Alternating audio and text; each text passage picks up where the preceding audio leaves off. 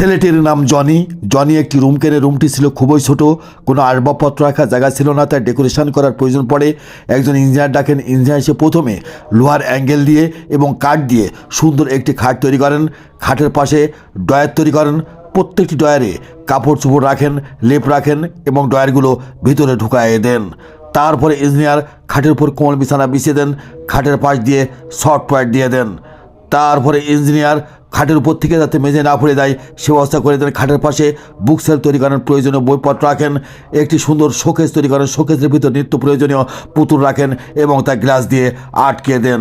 খাটের পাশে বক্স তৈরি করেন, বক্সের ভিতর মোবাইল চার্জার ব্যবস্থা করে দেন এবং অন্যান্য জিনিসও রাখেন।